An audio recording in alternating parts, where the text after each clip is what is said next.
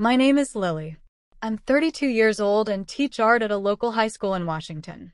All my life, I cherished the bond one had with my grandpa, the man who taught me how to make herbal tea, carve wood figures, and value simple things. But that all changed just a week after he passed away. Grandpa Jack lived in a charming old house from the early 1900s, complete with a big porch and a rose garden. He used to say, "This place will be yours, Lily, because you see it with your heart." His words echoed in my mind as I stood hesitating on the worn-out steps, clutching an envelope from the lawyer's office. The lawyer had just finished reading the will, clearly stating that the house was mine. But before I could react, my mom, Diane, casually grabbed the set of keys like it was her right. "I know you're upset, but let's be practical, Lily," she said sweetly yet coldly. "This house needs too many repairs. Your dad and I just want to spare you the trouble." I looked at her, then at my dad, Robert, who avoided my eyes, nervously fiddling with his hands. They spoke about the house where I spent every summer growing up like it was just another item to discard. "I don't need protection," I exclaimed, my voice trembling. "Grandpa left me this house. It's in the will. I have the right." A snicker came from the corner. My brother Mark leaned against the doorway, arms crossed, smirking. "Lil, do you even know how much the taxes are here? With your teacher salary, keeping this house is unrealistic." The scent of roses still lingered faintly. Less than a month ago, Grandpa and I were sipping tea, and he was sharing stories with gentle pride. Now, my family was tearing apart his memory. "You can't do this," I shouted, choking on my words. Actually, my sister Emma cut in, showing no remorse. "Mom and Dad have legal authority over the estate. They have power of attorney.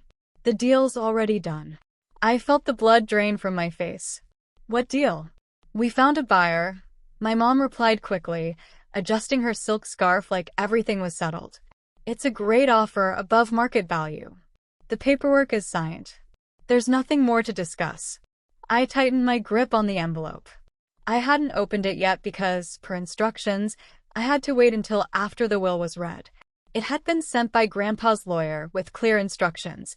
"Only open after everything has been said." "Get out of my grandpa's house," I whispered. The whole room froze. "Don't be dramatic, Lily." My father finally spoke, his voice dry. "We're still a family." I let out a hollow laugh that echoed through the heavy silence. Families don't do this to each other. They left one by one, relief in their eyes. My mom was the last to leave, pausing at the doorway with a cryptic tone. "We're meeting the buyer tomorrow to hand over the keys. You should come. It'll be better for you to face reality." When the door closed, I sank into Grandpa's favorite leather chair and slowly opened the envelope. Inside was a folded piece of paper and a small brass key. "My dearest Lily, if you're reading this, then everything has happened as I expected. But don't worry, I've left something they don't know about. It will help you reclaim what's rightfully yours. Check beneath the third brick on the garden wall, the one with the carved bird. Love always finds its way if you have enough courage." My heart raced. Grandpa always said the truth doesn't need to shout, it just needs someone brave enough to listen. It seemed he had prepared for every possibility, and now it was my turn to act. I stood up, clutching the key. The sun was setting behind the trees, casting golden light across the house walls. This house hadn't finished telling its story, and I would be the one to listen to it until the end. It was already dark when I stepped into the garden, holding a small flashlight and the brass key Grandpa left me. The crisp air made me shiver, but my heart burned with determination. Each step on the mossy stone path took me back to childhood summers, helping him chop wood, listening to his stories of resilience, learning the importance of standing firm. I stopped at the old stone wall where he used to sit quietly and carve intricate patterns. Running my fingers over the bricks in the dim light, I searched for the carved bird. It took a few minutes, but eventually, my fingers brushed against an oddly smooth curve, a brick with a bird spreading its wings. I gently pried it loose. Inside was a small tin box, wrapped in vintage fabric. My heart pounded. I opened it to find a thick bundle of documents tied with a blue ribbon, a USB drive, and a handwritten note. "My dear Lil, they will try to take everything from you, but they don't know I was one step ahead. Inside these pages is the truth that the law cannot ignore. Take them to my lawyer, Margaret Cole. Trust no one else but her. Love. Grandpa Jack. Without hesitation, the next morning, I drove to Margaret's office, a small but elegant building downtown. Miss Cole was a woman in her early 40s, her brown hair neatly pinned back, and her sharp eyes seemed to read every thought. When I placed the documents on her desk and explained everything, she stayed silent for a moment, then began flipping through the first few pages. Less than 10 minutes later, her expression changed noticeably. "Lily," she said seriously, "your grandfather was incredibly thorough. This document is a legally valid codicil to the original will. It was notarized 6 months before his passing." I straightened in my seat. "Does it say anything specific?" She nodded. "A very clear clause. The house cannot be sold without your direct signed consent, verified by a designated third party, me. Even though your parents held power of attorney, this clause was written to override any decision in case of a conflict of interest." I held my breath. But they said the deal was done. They gave me a copy of the sale agreement, with my signature. Margaret silently flipped another page, then slid a photocopy of the contract across the desk to me. The signature at the bottom bore my name, but I instantly recognized that it wasn't my handwriting. The L was in that distinct swooping style my mother always used. I shivered. "Can it be proven as forged?" I asked, my voice dropping low. "Absolutely," Margaret replied. "If you have proof you weren't here on the date the papers were signed, this goes beyond an unauthorized sale. This is signature fraud, and the legal consequences are serious." I nodded, my hand tightening. I was in Denver that day. I have the plane ticket, hotel receipts, even social media check-in photos. I have everything. She gave a slight smile. "Then we have the upper hand." Just then my phone buzzed, a message from Emma. "Mom knows what you're doing. Don't push yourself out of the family." I held the screen up to Margaret. She just smirked. A textbook move from someone who's scared. You should be prepared. When faced with the truth, some people react more extremely than you'd expect. We started making a plan immediately. Margaret would send a legal notice to the buyer to halt the property transfer and request a forensic analysis of the signature. I would gather all my proof of being out of town that day and keep Grandpa's documents secret until Margaret confirmed my legal ownership.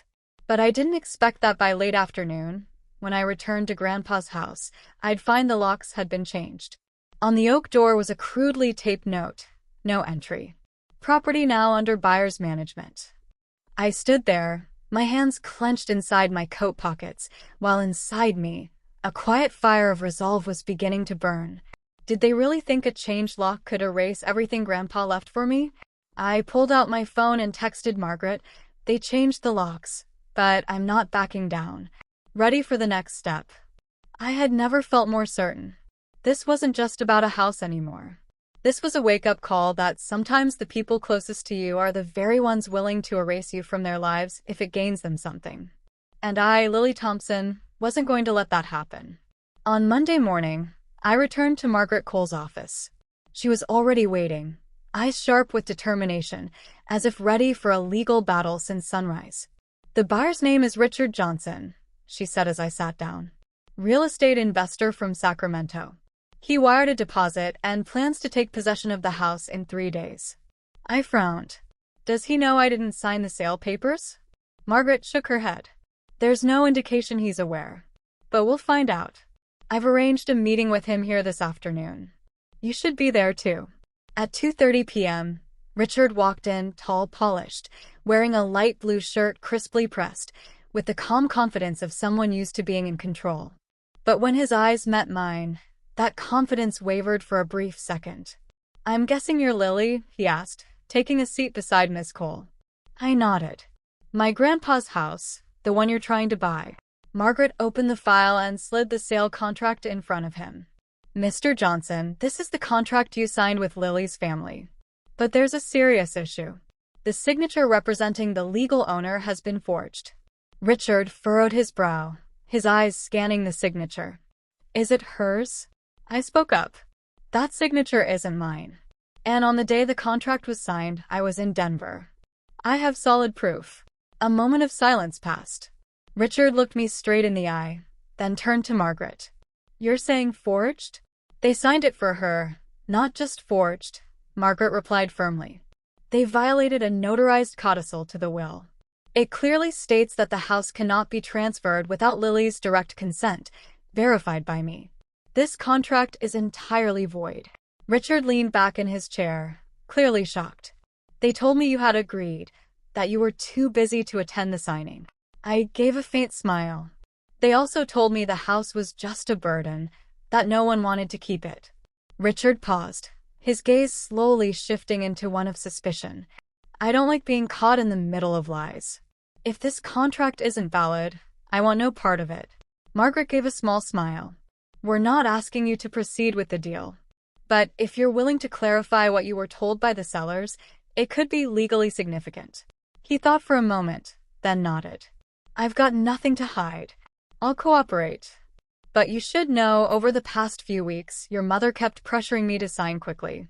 She said there was a financial urgency, and if I delayed, she'd go with another buyer.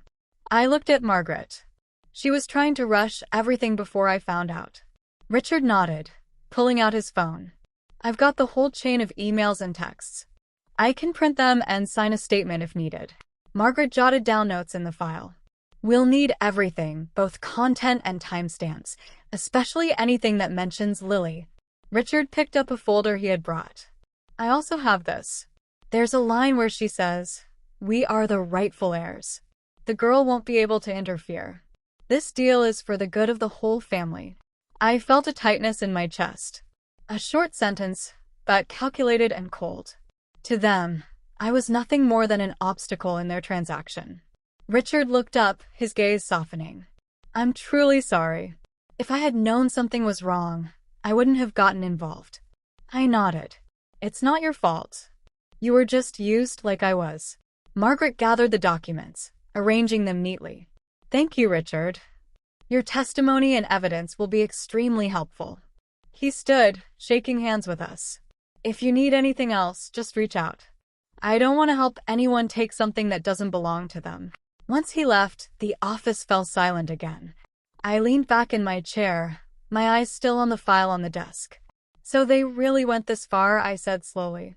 Forging my signature, lying to the buyer, pushing me out of my own grandpa's house. Margaret looked at me, her expression resolute. And now it's time for you to take everything back. They didn't count on you fighting back. I pressed my lips together, then stood. I won't let my grandpa down. They think a few documents can erase everything, but they forgot one thing. Margaret raised an eyebrow. What? I turned to face her. That a true legacy doesn't lie in property. It lies in the truth. And I would be the one to bring that truth into the light. That evening, I got a call from someone I never expected to take my side, Emma, my sister. Always the perfect replica of our mother, composed, polished, and forever defending our parents without question. But her voice on the phone didn't sound like the usual Emma. It was hesitant, uncertain. Lily, can we meet? This is important. I was quiet for a few seconds, then asked, Where? Coffee spot, corner of 3rd and Oak. Don't tell anyone in the family. 30 minutes later, I walked into the cafe with mixed emotions, caution, anger, and a hint of curiosity. Emma was already seated in the corner, hands wrapped around a full coffee cup, her eyes fixed on the window as if avoiding reality. When she saw me, she stood quickly, pulling out a chair for me. I don't even know where to start, she said, her voice so quiet I had to lean in to hear. Start with the truth, I replied coldly. Emma took a deep breath. I went through some papers in Mom's drawer. There are things that don't match the will you and the lawyer have. I froze. What do you mean? They altered documents. Mom has a fake version of the will, and there's a financial file too. Shady loans, questionable bills. Lily, I think Dad's company is under investigation. They need money fast. That's why they tried to sell Grandpa's house. It felt like the air froze in my lungs. I'd suspected it, but hearing it from my own sister was still a shock. And the signature on the house sale contract? Emma looked at me, guilt in her eyes. Mark signed it. Mom convinced him. They said it was the only way to save the company from collapsing. I clenched both fists. They think forging legal documents is acceptable? Emma didn't answer, but her silence spoke volumes. There's more, she continued. They're planning to meet with a new buyer at the Grand Hotel next Friday night, 8 p.m., room 657. They're trying to renegotiate, offering additional assets in the deal. I frowned. What assets? I'm not sure, but Mom mentioned high-value items. I think it's the things Grandpa kept hidden, maybe paintings, tools, or something important you haven't discovered yet. I nodded slowly, the puzzle pieces clicking into place in my mind. Why are you telling me all this? Emma bit her lip. Because I can't take it anymore. Mom's always wanted everything to go her way ever since we were kids. But this time they've gone too far. Grandpa left that house to you, and I know he did it because he believed you were the only one who could protect it. I can't keep looking the other way. I looked at her, and for the first time, I saw an unguarded honesty in her eyes. Do you want to help? She asked quietly. Would you be willing to testify if this goes to court? Emma hesitated for a moment, then nodded decisively. Yeah. I pulled out my phone and texted Margaret. New info. Secret meeting at Grand Hotel, room 657, 8 p.m., Friday. Bring recording equipment. Seconds later, the reply appeared. Received. Ready. I looked up at Emma. Thank you. Even if it's late, you made the right choice. She gave a soft, bittersweet smile. Grandpa once told me, choosing what's right late is better than never at all. Maybe it's time I finally listened to him. That Friday evening, Margaret and I arrived at the Grand Hotel right on time. On the 6th floor, we rented room 604, directly next to where the secret meeting would take place. Margaret installed the recording device into the wall outlet, and I pressed my ear against the thin wall, listening as if waiting for the truth to come pouring out. My mother's voice came first, cold and calculated. We only have tonight. The auditors will go through the books on Monday. If the money isn't in the business account, they'll start digging. A man's voice followed, probably my father's. We can't let everything fall apart because of that girl. My mother exhaled sharply. Lily won't know a thing. The buyer agreed to keep quiet if we turn over all of Jack's hidden valuables. I held my breath. Valuables? Behind the built-in cabinet in the library, Mom continued. Jack had a collection of pre-war artisan crafts worth hundreds of thousands. I looked at Margaret. She had recorded the entire exchange, and her eyes flashed with satisfaction. We've got what we need, she whispered. Now we just bring it to light. I nodded, my heart pounding. My family had thrown away every moral line to hold on to something that no longer belonged to them. But they'd forgotten one thing. I was no longer the easily led little girl I used to be. I was the one Grandpa trusted, and I wouldn't let him down. The voices from room 657 carried through the paper-thin wall. Each word cut through my memories of family like a blade. My mother spoke again, this time without her usual calm tone. We can't let anyone discover the collection. If they trace the origin, it'll link back to all the old transactions. If Lily finds them, everything falls apart. I turned to Margaret. Her eyes lit up again, and she quickly scribbled notes, each stroke bold and deliberate. That collection, what is it really? I whispered. Margaret shook her head. We'll find out soon enough. On the other side of the wall, my father chimed in. Are you sure they're still in the house? No, my mother responded quickly. He didn't have the time, and he thought he could hide them longer. But I know that house better than anyone. The library room, the wall behind the bookshelf, there's a hidden compartment. We'll go there tomorrow morning before the auditors arrive. I heard footsteps, papers shuffling, then the sound of water being poured, followed by a new male voice, clearly the buyer's representative. But I need assurance. If those are truly antique tools, their value is no less than $1 million. I won't transfer anything until they're verified. My mother spoke slowly. You'll get the tools, but you are not to contact anyone connected to Lily. She no longer has any rights. Margaret motioned with her hand, then pointed at the clock. It was almost 8:30. She pulled out her phone and whispered, We've got enough on tape. We need to leave before they wrap up. We slipped out of the hotel through the back elevator, unnoticed. On the way back to the office, I didn't say a word. I just held tight to the bag containing the recording evidence of a crime covered up for years by my own flesh and blood. Once we were back at the office, Margaret immediately extracted the audio file and saved it onto 3 separate devices. She wasn't taking any risks. Do you think my grandpa knew about all this beforehand? I asked, curled up in a chair, eyes gazing out the nighttime window. Margaret nodded. Without a doubt. Jack didn't just revise his will, he deliberately added a clause to block the sale. That tells me he knew exactly what they were planning. I swallowed hard.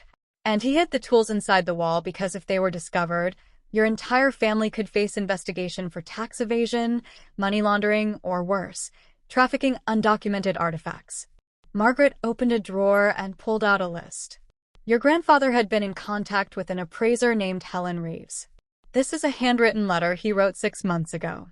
It lists several tools, possibly belonging to a collection that's been missing since the 1940s. I shivered. He knew what they were doing and tried to save everything in silence. Margaret looked at me for a long moment, then gave a small smile. And he believed you would be the one to protect that legacy when the time came. The next morning, we arrived at my grandfather's house with a court-issued authorization and a temporary protection order to prevent anyone from interfering with the property under legal dispute. The first person we saw was my brother Mark, standing awkwardly at the front door, a set of keys fumbling in his hand. "What are you doing here?" I asked, stepping in front of him. Mark froze, his eyes darting from Margaret back to me. "Mom said she needed something checked in the library. I was just following instructions." "And the forged signature on the sale contract? Were you just following instructions then, too?" I asked, my voice catching in my throat. Mark bit his lip. "I'm sorry, Lil. I know I messed up. But everything was falling apart. The company, the debts were piling up. Mom said if we didn't come up with the money, there'd be an investigation, and the solution was selling off Grandpa's last memory." I shook my head. "You had a choice, and you picked the wrong side." Margaret stepped forward, holding out the court order. "From this moment on, all activity on this property requires written approval from Lily. Any attempt to enter, remove, or alter anything inside is a legal offense." Mark lowered his head and handed over the keys. I took them and stepped into the house with a strange feeling. The soft scent of roses was still there. Grandpa's portrait still hung in the center of the room, but this time, I wasn't walking in as his granddaughter. I was walking in as the keeper of the truth. We headed straight for the library, where the walls were lined with antique books and muted sunlight filtered through the windows. I ran my hand along the wooden trim behind the third bookshelf, the spot my mother mentioned during the meeting. A soft click echoed. A small compartment opened behind the paneling. Margaret shone a flashlight inside. There were 4 rolled-up tools in protective tubes, a wooden box engraved with JT, and a sealed envelope with a red wax stamp. I picked up the envelope, my fingers trembling. On the front, in my grandfather's handwriting, were the words, "For Lily, when you're ready to face the truth." I opened it. Inside was a single note, written in his familiar script. "It's not the tools, but the story behind them that must be protected. And the truth, no matter how long it's buried, will always find the light." I looked up, my throat tight with emotion. Margaret smiled. "We're going to bring that truth into the light," and I knew this was only the beginning. 3 days later, we submitted all the evidence we had gathered to the Seattle City Police. Margaret personally presented the audio recording of the meeting, a copy of the forged contract, and the list of valuable tools my grandfather had hidden, work suspected to be linked to an illegal artifact trafficking network dating back to the 1990s. The lead investigator, Mr. Gregory Hill, was calm but had eyes that missed nothing. After reviewing the file and listening to the entire recording, he simply said, "There's enough here to open a criminal investigation. And if the tools match this list, this won't just be a civil matter." That very evening, he requested we accompany him to the Grand Hotel, where my parents were scheduled to meet the buyer for the transfer of additional assets, the hidden tool collection. Margaret concealed a recording device in her coat pocket, and I had my phone already set to video mode. Emma came with us, clutching a folder of documents she had quietly copied from our mother's office. She was the first in our family to break the silence. And now she wanted to see it through. We stepped into the meeting room on the 14th floor just as my mother was pulling a fabric-wrapped tool from a suitcase. The unfamiliar man standing across from her, likely the collector, reached out to touch the frame but froze the moment he saw us. My mother turned around, her face going pale the instant she spotted me, Margaret, and Emma entering. "What is this?" she asked, her voice calm but her hand tightening around her bag strap. "This," I said, raising my phone, "is the truth. And this time it's not staying hidden." My father stepped forward, trying to block me. "Lily, you're walking into trouble. This isn't what you think, isn't what I think?" I scoffed, then turned to the buyer. "Did you know the pieces you're planning to buy are listed as missing since 1948, according to records from the National Artifact Crime Database?" The man jerked his hand back. "Excuse me." Margaret pulled out a letter of authentication from expert Helen Reeves. "The tool you're holding is one of several reported missing from the private collection of a Jewish family in France. If you accept it, you could be prosecuted for participating in an illicit transaction." Just then, police burst into the room. Inspector Hill led the team, instructing everyone to stay put, and immediately began seizing all tools, documents, and related devices. My parents were stunned, while Emma stood beside me, her gaze fixed on her mother. "I used to think you did this for the family," Emma said, "but I was wrong. You were only trying to save your own power." My mother met her eldest daughter's eyes, her voice hardening. "I did everything for you." "No," I cut in. "You did everything to hide the truth that this family was built on things no one dared to talk about. But today, that ends." My father dropped his hands and slowly sank into a chair, as if all strength had drained from him. "Your mother didn't lie," he whispered. "We made mistakes, but it was to protect the company, our name." Inspector Hill interrupted. "Mr. Thompson, we have evidence that your company used fake invoices, shipped counterfeit tools to Europe, and received authentic works through furniture import routes. This is organized money laundering. And doing it for the family doesn't exempt you from the law." Suddenly, the door swung open. Mark, my brother, entered with a tense expression. He looked at no one but me. "Lily," he said, I'm here to make a statement. Mom and Dad didn't act alone. There are other partners involved. I have documents." Margaret stepped forward to collect the stack of papers from him. I looked at Mark, the same person who once forged my signature, and asked quietly, "Why the change of heart?" He sighed. "Because I don't want to keep pretending. Everything Grandpa did, he did for us, and me.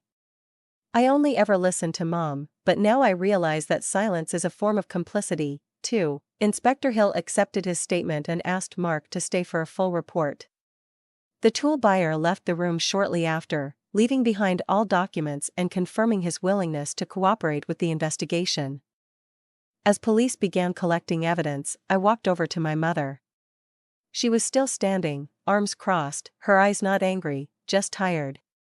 "Why you?" she asked softly. I looked her in the eye. "Because Grandpa trusted me. Because I never saw that house as a possession. I saw it as memory, as the last proof of honesty in a family that got too comfortable hiding things." She didn't say another word. Margaret signaled for me to head out as officers began sealing the tool crates. Emma gave my hand a light squeeze as we exited the hotel, and Mark followed silently behind, his eyes fixed on the first signs of everything crumbling. But inside, I knew this wasn't collapse, it was awakening. And I wasn't going to let it be silenced again. 2 months after the Grand Hotel raid, my life changed completely.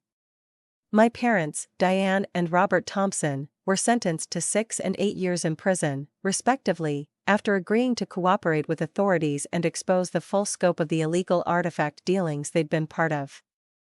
Under the direction of federal investigators, more than 10 others were arrested, including 3 major business partners of my family's furniture company, individuals who had used wooden shipping containers as a front to smuggle tools across borders for nearly a decade. Thompson Company, once my father's pride, was now officially dissolved. The remaining legal assets, after liquidation, including factories, trucks, and commercial properties, were redistributed by the court, with the majority returned to the estate of my grandfather, Jack Thompson. I was formally declared the sole heir to his entire personal estate, including the old house and the tool collection, which had been appraised at over $3.4 million by the insurance agency. I stood in the living room as the late afternoon sunlight streamed through the patterned glass windows, casting reflections on the freshly painted white walls. Emma was dusting the bookshelf, and Mark was closing up the old wooden chest he had once planned to hide the tools in. In the midst of all the loss, the three of us, who once had nothing left to hold us together, had rediscovered what my grandfather had spent his life protecting. Family isn't built on possessions but on truth. I fixed the kitchen door. Mark said as he passed me, his voice much softer than before. I nodded with a smile. Thanks. This house feels like it's been waiting for that. Emma stood upright, her hand resting on an old book engraved with our grandfather's name. He left us more than we realized, I nodded. Not just tools or property. He left us a chance to start over, this time with no more secrets. Every day in this house helped me understand why he kept everything here. Beneath the old tile floors were the footprints of our childhood. Above, on the ceiling, still remained the faint crack he once said, "Looks like a heart if you stand at just the right angle." And in every photo frame, every book, were traces of a man who lived ahead of his time, quietly fighting to protect values more lasting than wealth. On Friday afternoon, lawyer Margaret stopped by with the final court confirmation.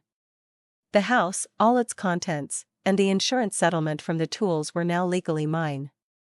She placed the file on the coffee table, the same spot where my grandfather used to sit every afternoon, brewing tea and carving handkerchiefs. "Congratulations, Lily," Margaret said gently. "You kept your promise to him." I opened the file, scanning the red seals and signatures. No more disputes, no more forgeries, no more fearing tomorrow. "I don't know what to say except thank you," I replied, my heart light as if a boulder had been lifted from my chest. "There's one more thing you should know," she said, pulling out a small envelope. "This came from the archives, your grandfather's last letter, dated 1 week before he passed." I took the envelope and opened it. His familiar handwriting appeared on cream stationery. "My dearest Lil, if you're reading this, then the secrets have likely come to light. I never wanted you to grow up with a heart full of doubt. But sometimes, the truth needs time to rise. Keep this house as a place of healing, not just for you, but for all who've ever lost their way. I love you, Grandpa." I folded the letter, my eyes stinging but my heart strangely at peace. Just then, the doorbell rang. It was Richard, the former tool buyer, now an unexpected ally through the entire ordeal. "Hi, Lily," he smiled, holding a carefully wrapped frame. "I stopped by to return this. I think it belonged to your grandfather." I unwrapped the package. It was the small watercolor painting he had hung in his bedroom, a spring garden scene. I'd always assumed it was a print, but now, looking closely, each brushstroke was clear. This was the original. Richard spoke gently. "I had it appraised. Turns out it was the debut piece of a well-known male artist from the 1920s. No signature because your grandfather was his close friend." I laughed softly. "He hid talent better than he hid old tools." We hung the painting back in its original place, right above the fireplace.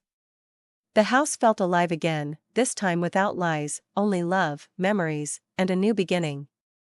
As the orange glow of sunset filtered through the windows, I stood on the porch with Emma and Mark, 3 fractured pieces slowly stitching back together with the invisible thread of forgiveness. "Grandpa was right," I said quietly. "We can lose everything, but as long as we still have trust, we can rebuild." Emma squeezed my hand. Mark gave a small nod. This house had once buried secrets. Now it held the most precious things of all: truth, love, and family, just as Jack always hoped.